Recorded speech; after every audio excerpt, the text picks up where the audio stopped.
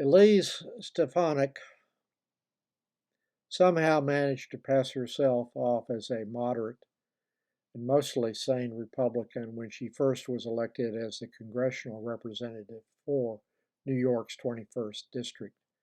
That is a relatively safe district for a Trump loyalist and enabler, and Miss Stefanik qualifies on both counts. She is not a Republican moderate, which is a different species from an actual moderate. Stefanik is currently the fourth-ranking member in the House Republican leadership after becoming the House Republican Conference Chair, a position that opened up for her after Lynn Cheney was ousted for criticizing Trump.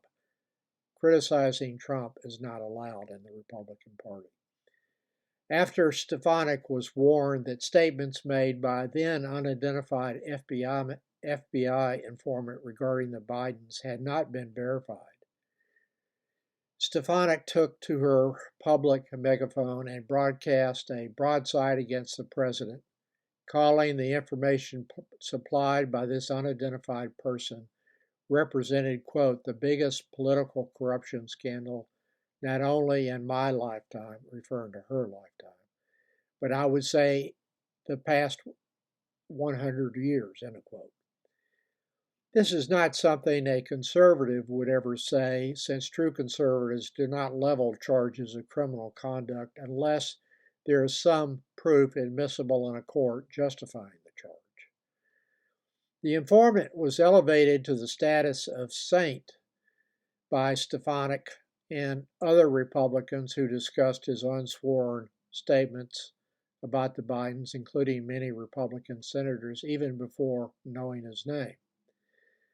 As many know by now, the so-called informant, Alexander Smirnov, has been arrested for lying to the FBI and has admitted passing along information from Russian intelligence officers that Republicans, of course, accepted without reservation or doubt. No fair-minded person or true conservative would have done so. The indictment also made it clear that the Republicans' extremely credible informant was a serial liar and hated Biden. Notwithstanding all of that, the Fox News anchor Jesse Watters claimed that Biden was behind arresting the informant to punish and silence him for telling the truth. This is what Watters had to say. Quote, everyone who blows the whistle on the Biden syndicate or is connected to it has been arrested. What does that tell you?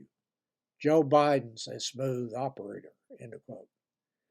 Watters had previously referred to Smirnov as, quote, one of the FBI's top informants, a guy with impeccable credentials, a great track record, end of quote, and a, quote, highly credible, multilingual, extremely trustworthy, long-term confidential FBI informant, end of quote. Did he apologize to the viewers of Fox News for his previous comments about this informant after it was disclosed that he was passing along information from Russian intelligence officers to the Republicans? Of course not. He attacked Biden for arresting him, and also as being behind the arrest, which was not the case. He was charged by the special prosecutor appointed that is also prosecuting Hunter Biden.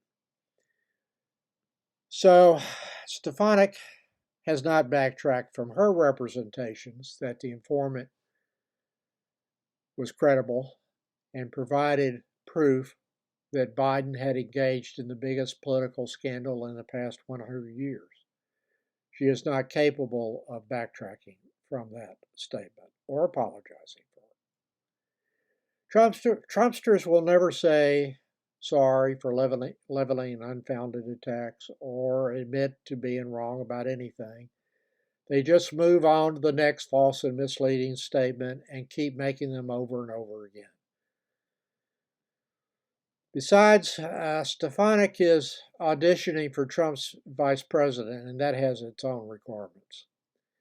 It is consequently necessary for her to prove just how servile she can be to Trump, repeat his reality creations ad nauseum, as if they were true. Several articles highlight her willingness to do or say just about anything as part of her audition process as Trump's vice president. One was published by The Atlantic on January 25th, 2024, and is titled Elise Stefanik's Trump's Audition. Among the requirements for that job, which Stefanik has enthusiastically fulfilled already, is that a Trump vice president wannabe has to denounce the E. Jean Carroll sexual assault and defamation verdicts. Neither jury verdict is given any credence by the Trump cult members, and she must refer to all criminal cases against Trump to be part of Biden's weaponization of the Justice Department and a witch hunt. This is what is viewed as a satisfactory comment on those issues from her that she recently made. Quote, "The American people stand with President Trump against the unethical, unconstitutional, and unprecedented weaponization of the justice system." End quote.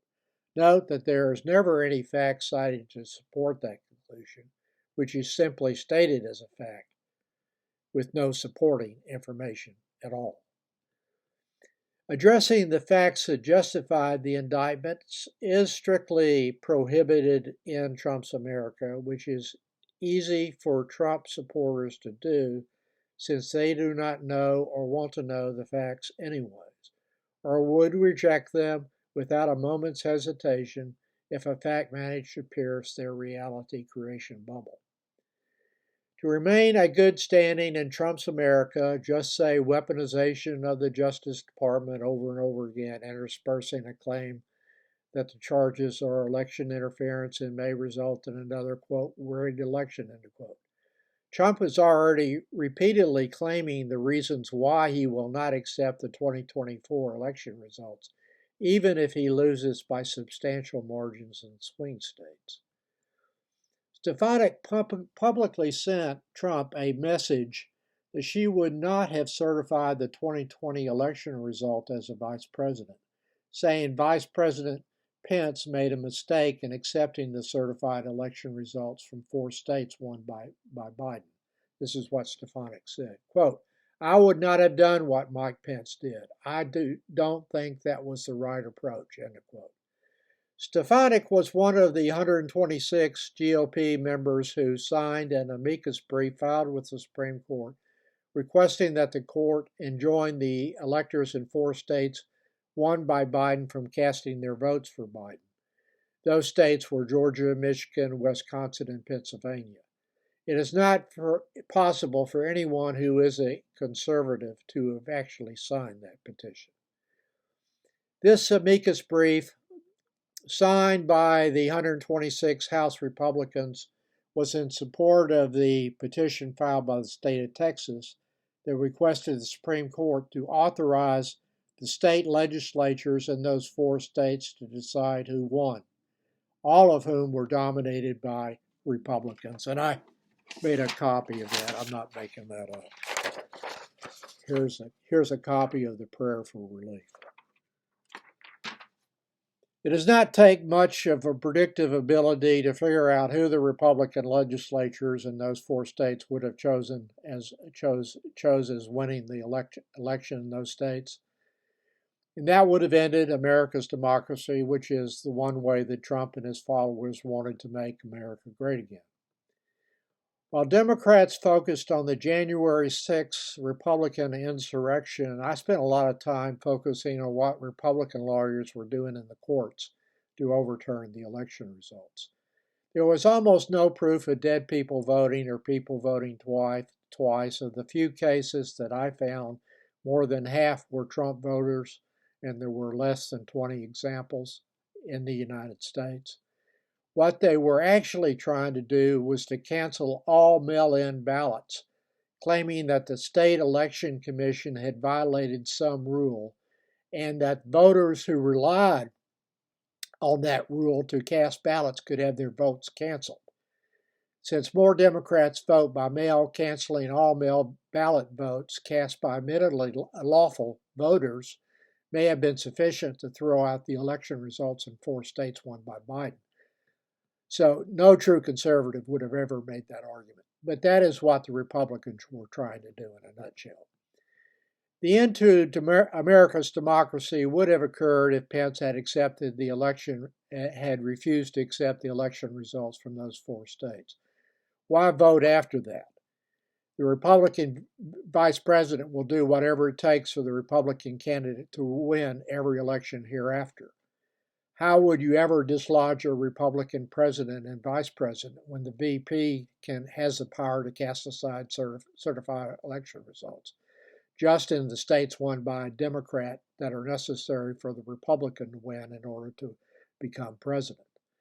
Anyone supporting that power in a vice president who supported canceling the certified election results in 4 states is not an American conservative, but something else entirely. Stefanik's strong authoritarian and anti-democratic tendency, now a prevailing characteristic among Trump's party, are further illustrated by her unquestioning acceptance of fact-free conspiracies about a stolen election.